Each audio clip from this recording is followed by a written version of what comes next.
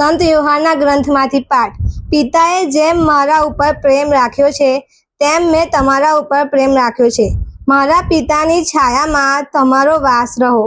મેં જેમ મારા પિતાની આજ્ઞા પાળી છે અને તેના પ્રેમની છાયામાં હું વસું છું, તેમ મારી આજ્ઞાઓ જો તમે પાળશો તો મારા પ્રેમની છાયામાં તમારો વાસ રહેશે. આ મેં તમને એટલા માટે કહ્યું છે કે જેથી મારો આનંદ તમારો આનંદ બને અને તમારો આનંદ સંપૂર્ણતાને પામે. આ પ્રભુની વાણી છે. જઈશું વાલા ધર્મજનો. કલ્પના કરો કે તમે બારી બાજુ તમારા ઘરની બહાર બેઠા છો અને એક સરસ નજારો છે.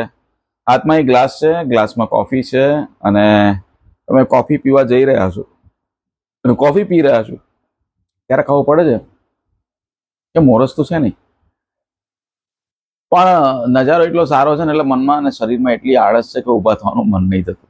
થાય છે ને આવું? એટલે તમે એવી ને એવી રીતે એક કપમાં કોફી પી જાઓ છો. કોફી પીધા પછી ખબર પડે છે કે મોરસ તો હતી, પણ મોરસ તો છેક છેવાડે હતી. શું ખૂટી ગયું હતું? ચમચીથી જો એને સ્ટર કરી હોત, થોડી હલાઈ હોત, તે મોરસ કોફીમાં ભળી ગઈ હોત અને એની મીઠાશ આવી ગઈ હોત. હવે ધર્મજનો, જીવનમાં પણ આવું જ કંઈક વાર થાય છે. હા, જીવનને થોડું સ્ટર કરવાની જરૂર છે, થોડું હલાવવાની જરૂર છે કે જેથી જીવનમાં ઘણીવાર આપણા જીવનમાં જે પ્રશ્નો ચાલતા હોય છે એને જવાબો મળવા લાગે. શા માટે કહું છું? આજના શુભ સંદેશમાં પ્રભુ ઈસુ સુંદર રીતે કહે છે કે મારો આનંદ તમારો આનંદ બને અને તમારો આનંદ પૂર્ણતાને પામે. આનંદ, જોય પ્રાપ્ત કરવા માટે શું કરવાની જરૂર છે? જીવનને થોડુંક પેલી ચમચી સાથે હલાવવાની જરૂર છે કે જેથી એની મીઠાશ આવે.